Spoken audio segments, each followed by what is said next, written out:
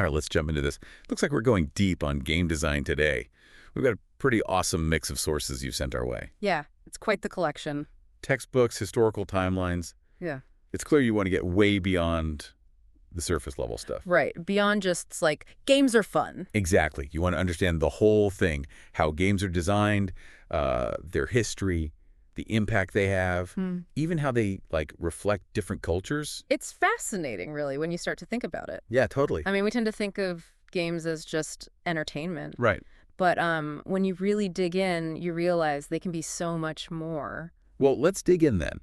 Our textbook sources, for example, lay out these, like, core elements of game design. Oh, yeah, the fun. Players, rules, goals, Yeah. conflicts, consequences. Yeah. But I'm guessing from what you're saying, there's got to be more to it than just, like, checking off those boxes, right? Yeah, absolutely. I mean, those are definitely the foundations. Right. But what turns a game into something really captivating, you know? It goes way beyond just those basic mechanics. Think about it like tic-tac-toe. Okay, yeah. Simple, right? Fun, even, but Yeah, but it's not exactly like pulling you into another world or anything. no, not exactly an epic adventure. Right, and that's where the interplay of mechanics, dynamics, and aesthetics comes in. Okay, break that down. Sure. So mechanics are the rules, right? Dynamics are how those rules actually play out when people are playing. Gotcha. And then aesthetics, well, that's everything that creates the actual experience, you know? Yeah. The visuals, the sounds, the story, even the emotions the game makes you feel while you're playing it. So it's like the mechanics are the skeleton, the dynamics are the muscles, and the aesthetics are like the skin almost. Wow, yeah. I like that analogy. They all work together to create this living, breathing thing. Exactly. And all that comes from a pretty diverse skill set, right? Absolutely. I mean, our sources mentioned psychology, technology, storytelling, all playing major roles. Yeah, they're all intertwined in this really cool way. So how does each of those fields contribute to the process? Well, like psychology.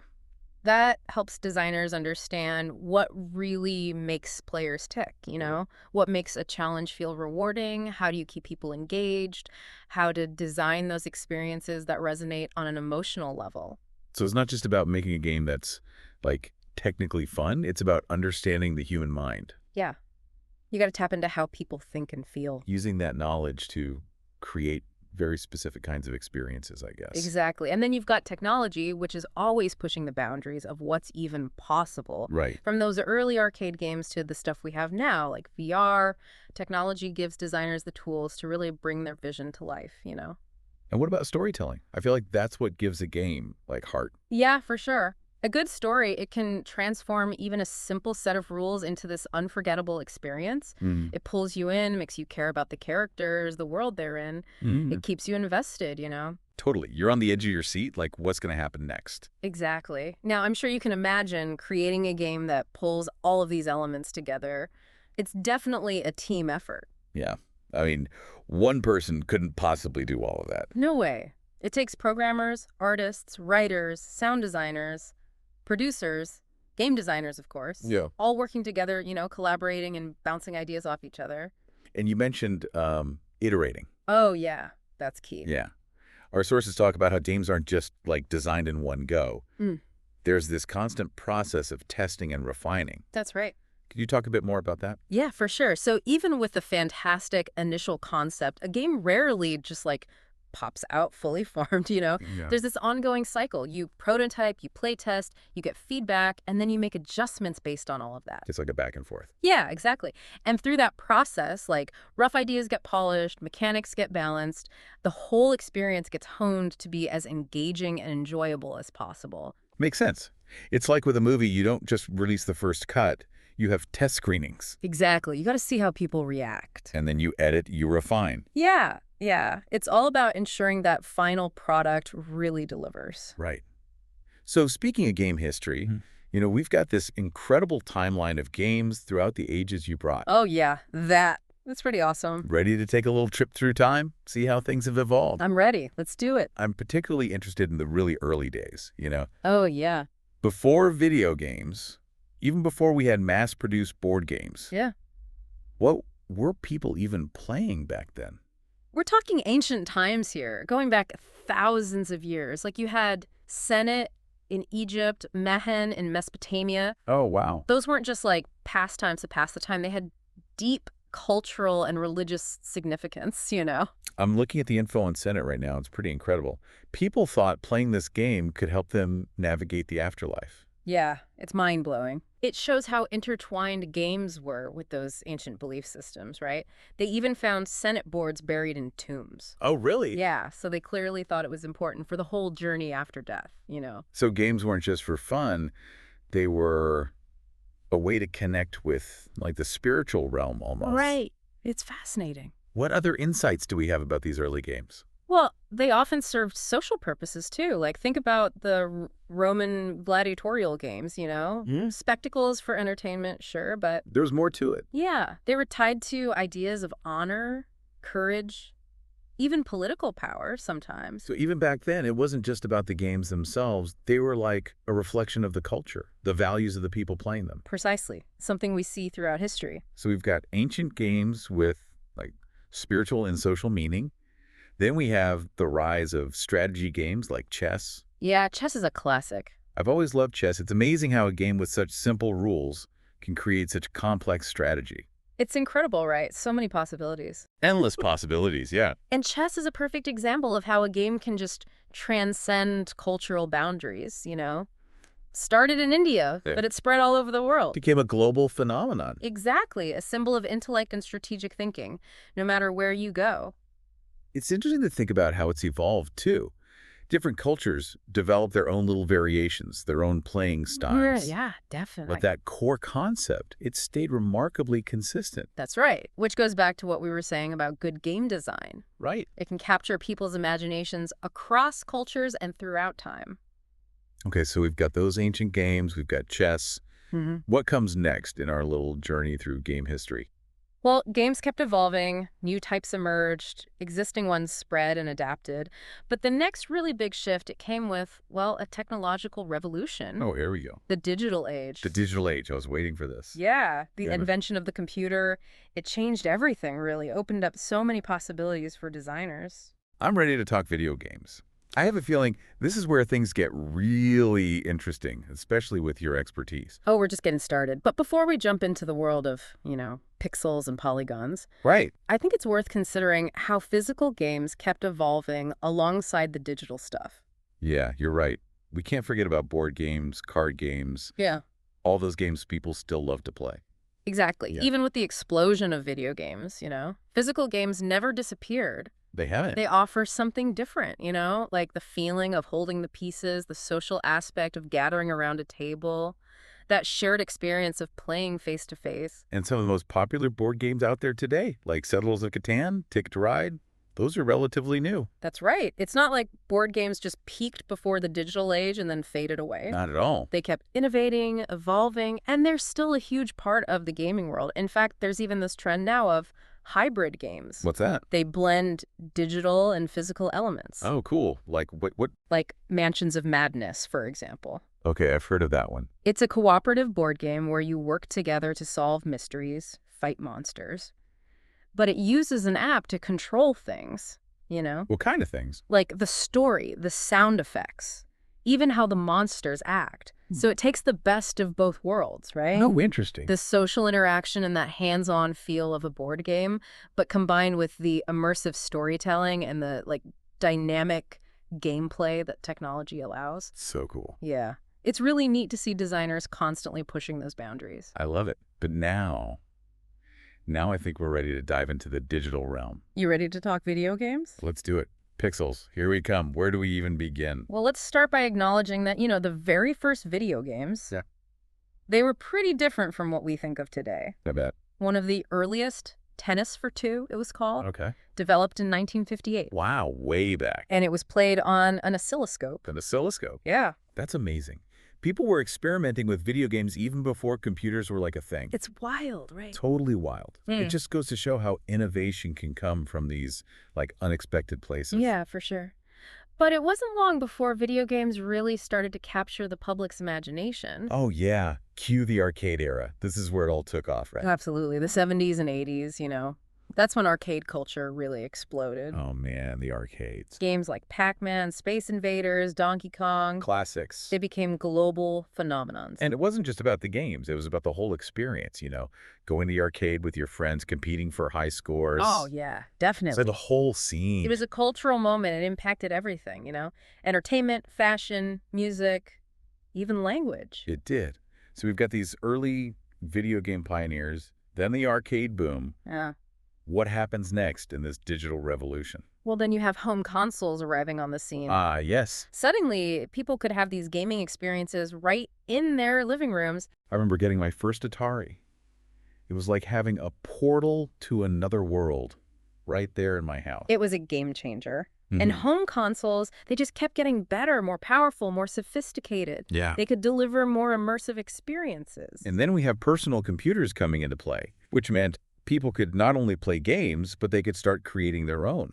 Absolutely. At the PC gaming scene, it's always been this amazing hub of creativity, So much innovation. Independent developers, they really push the limits, create some of the most groundbreaking games out there. It's incredible how far video games have come in such a short amount of time, really. I know, right? It's mind-blowing. We've gone from like simple dots on an oscilloscope to these huge open world games, amazing graphics, complex stories, online communities that span the globe. It's pretty remarkable. And that brings us to where we are now, the modern era of video games. Where the lines between games and entertainment, art, even social commentary, they're all blurring together. Exactly. It's a really exciting time to be a gamer. That's for sure.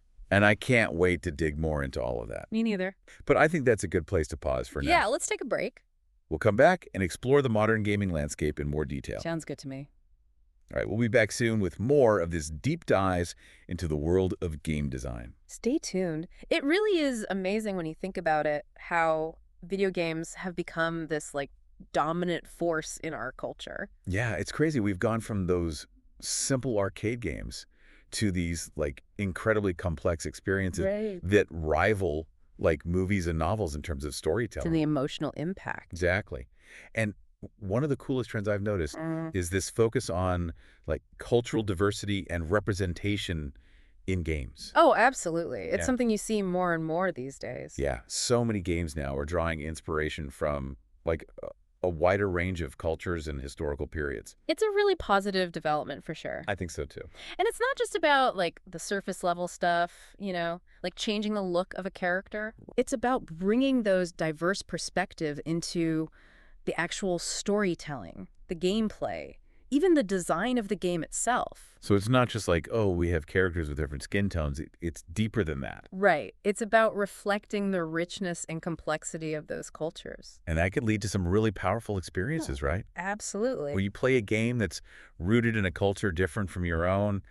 I don't know, it just makes you think. Yeah, you start to challenge your assumptions, you learn new things. And I feel like it helps you develop empathy for people from different backgrounds. Totally. You start to see things from a different perspective. I've played games that have transported me to different historical periods Yeah, that's so cool. or introduced me to myths and legends I'd never heard of before. Oh, wow. And some games have even helped me understand complex social issues in a whole new way. It's amazing what games can do. It really is. And what's even more exciting, I think, is that we have these new technologies. Oh yeah, what? AI, AR, blockchain.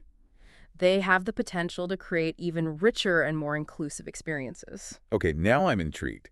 How do those technologies enhance cultural representation in games? Well, imagine a game that uses AI to create characters and storylines based on actual historical events or cultural traditions, right? Hmm. The AI could pull from huge databases of information Yeah. to create these really nuanced representations. Wow. That would be like having a virtual time machine or something. Yeah, exactly. You could experience different cultures firsthand. So cool. And then with AR, you could take that immersion to another level. Imagine a game that overlays digital elements onto the real world. Okay, like Pokemon Go. Kind of, but even more advanced. You could interact with virtual characters, explore historical landmarks. All within your own environment. Yeah. It's almost like bringing those other cultures into your own world, you know? Wow, that would be incredible. Okay, what about blockchain? I'm not sure how that fits into this. Blockchain has the potential to create more transparent and equitable gaming economies, you know? Like imagine a game where players from all over the world contribute to making in-game assets, and their contributions are tracked and rewarded fairly using blockchain. So it's kind of like what is it, democratization? Yes, game development, right, where players have more ownership over the games they play. That's awesome. And blockchain can also be used to like preserve and protect cultural heritage. Imagine a game where blockchain is used to create these digital assets that represent traditional art, music, stories. You know, Yeah, it would ensure those treasures are preserved for future generations. that's so cool. It sounds like these technologies could really revolutionize the way we design and experience games. Oh yeah, big time. Create this more inclusive, diverse, culturally rich gaming landscape. Exactly. And it's not just about the new tech, it's about developers being more mindful of the cultures they're representing, you know? Right, being intentional about it. Yeah. One area I see huge potential in is VR. It can create such immersive cultural experiences, you know? You can step into these different worlds, interact with other cultures in a way that's just never been possible before. I've had a few VR experiences that were totally mind-blowing. One was exploring these, like, ancient ruins in Egypt, and another was walking the streets of Tokyo. Oh, that's so cool. It really felt like I was transported to another place in time. Yeah, that's the power of VR. So we've talked a lot about how games can reflect different cultures. Mm-hmm. But what about specific games that do a really good job of representing different cultures? Are there any that come to mind? Oh, tons. One that I think is fantastic is Never Alone. Oh, yeah, I've heard of that one. It's this puzzle platformer developed in collaboration with the Inupiaq people of Alaska, you know? It Yeah. tells this traditional Inupiaq story, and the visuals are stunning. They're inspired by their art and culture. You even get to play as both a young Inupiaq girl and an Arctic fox, which is really cool. I read somewhere that it was praised for being really authentic Yeah. and for its respectful portrayal of Inupiaq culture. Exactly. It's a great example of how developers can work directly with indigenous communities, you know, Yeah, that's awesome. to create games that are both entertaining and educational. Another one that comes to mind is Mulaka. Okay, I haven't heard of that one. It's an action-adventure game based on the Tarahumara mythology from northern Mexico. Oh, cool. You play as a Sukuruame, a Tarahumara shaman, and you get to explore their landscapes, interact with their deities, learn about their beliefs and traditions. It's amazing how games can just, like, transport you, Right. immerse you in these different cultures. Yeah, it's a really powerful experience. And it's not always about, like, exotic locations or ancient cultures, you know? Right. Games can also do a great job representing different subcultures and communities with it, like our own society. Oh, absolutely. One that comes to mind for me is Life is Strange. Yeah, that's a great one. It's a narrative adventure, and it deals with some really, like, complex themes. Yeah. Identity, relationships, mental health. Heavy stuff. And it has this really diverse cast of characters that feel so real and relatable. Life is Strange is such a powerful game. It shows how games can tell stories that really matter, you know? They can connect with you on a personal level. Exactly. Another one I think of is Celeste. What's that one about? It's a platformer, pretty challenging, but it's got this really heartfelt story about dealing with anxiety and depression. Oh, wow. And it's told in a way that feels very genuine and relatable. I love how games are being used to explore these, like, personal and emotional themes. Yeah, it's amazing. It shows how far the medium has come in terms of storytelling and how it can connect with players. On a deeper level. Yeah, exactly. Yeah. And as games keep evolving, I think we're going to see even more examples of this. Definitely. Games tackling important social issues, promoting empathy and understanding, you know. It's really exciting. Yeah. Challenging us to think about the world in different ways. That's what I love about the future of game design. The possibilities are just endless. They really are. But before we get too carried away talking about the future, let's Mhm. bring it back to the present for a second. We've talked about all this potential, Mm-hmm. but what about how games are already being used in ways we wouldn't traditionally think of? Oh, that's right. Our sources mentioned some interesting stuff about that. Yeah, like the future's already here in some ways, you know?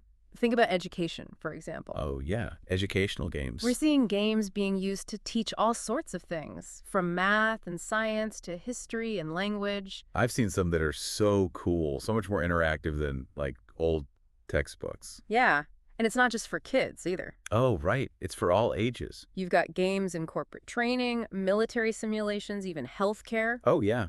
I've heard of those like games that help doctors practice surgery. Exactly. And therapists use VR to treat phobias and stuff. It's amazing. Games being used to train, to heal, to change the world, really. Speaking of changing the world, you mentioned serious games earlier. Oh, yeah. Can you tell me a bit more about that? Sure. Serious games are games designed specifically to tackle social issues or promote positive change. Okay, I'm listening. For example, you've got games raising awareness about climate change, games that help people develop empathy for refugees, games that teach conflict resolution skills. Wow. So it's like games aren't just for fun anymore. Right. They can educate, they can heal, even inspire people to make a difference. Exactly. And I think we're just getting started. As technology keeps advancing and developers become more aware of that potential, Yeah. we'll see even more examples of games tackling those important challenges. This whole deep dive has been amazing. It's really opened my eyes to the power of games. Me too. It's fascinating. I used to think of them as like just entertainment, Yeah. but now I see them as this incredible medium for expression, connection, social change. It's inspiring. It is. And I think one of the key takeaways from all of this is that games have this potential to connect us, to challenge us, to make us see the world in new ways. I totally agree. And I think that's something we should all keep in mind as we move forward as both players and creators. Yeah, for sure. So, to our listener out there, Yeah. thank you for joining us on this deep dive. We hope you've learned something new and maybe you're inspired to explore different games, different perspectives. Maybe you've even got an idea for a game of your own brewing now. Wouldn't that be cool? It would. So keep playing, keep learning, and keep pushing the boundaries of what's possible. In this incredible world of game design. Exactly. All right, that wraps things up for us. Thanks again for listening. It's amazing to think how games have evolved, right? From simple diversions to these powerful tools for social change and cultural exploration. It really is a testament to human creativity. Totally. Mhm. And as we've seen, games have the power to entertain, but also to educate, to heal, even to inspire. Exactly. And I think with that power comes responsibility. Oh, interesting. What do you mean?